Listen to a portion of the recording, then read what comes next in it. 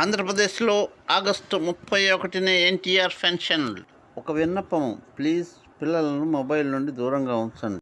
ఆంధ్రప్రదేశ్ ప్రభుత్వం ఎన్టీఆర్ సామాజిక పెన్షన్లకు గుడ్ న్యూస్ తెలిపింది. సెప్టెంబర్ 1వ తేదీ ఇవ్వాల్సిన పెన్షన్ నగదును ఒకరోజు ముందుగానే అందించాలని నిర్ణయం తీసుకున్న ఆంధ్రప్రదేశ్ ప్రభుత్వం ఆగస్టు 31వ తేదీన ఇంటింటికి వెళ్లి పింఛన్ అందించాలని సచివాలయ సిబ్బందికి ఆదేశాలు జారీ చేసిన ఆంధ్రప్రదేశ్ ప్రభుత్వం సెప్టెంబర్ 1వ తేదీన ఆదివారం కావడంతోనే ఈ నిర్ణయం తీసుకుంది.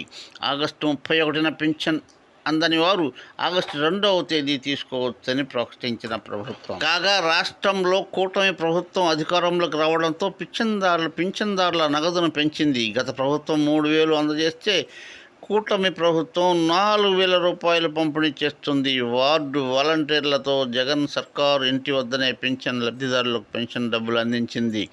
కానీ కూటమి ప్రభుత్వం సైతం పింఛన్ను ఇంటింటికి వెళ్ళి అందిస్తోంది. అయితే వార్డు వాలంటీర్లకు బదులు సచివాలయ సిబ్బందితోనే పింఛన్ లబ్ధిదారులకు నగదు పంపిణీ చేస్తుంది. సెప్టెంబర్ వస్తుండటంతో పెన్షన్ పంపిణీ ప్రభుత్వం సిద్ధం చేస్తుంది. ప్లీజ్ సబ్స్క్రైబ్ చేసి ఒక లైక్ కొట్టి బెల్ ఐకాన్ నొక్కండి. లైక్ కొట్టకపోయినా పర్వాలేదు, పిల్లలను మొబైల్ నుండి దూరంగా ఉంచండి.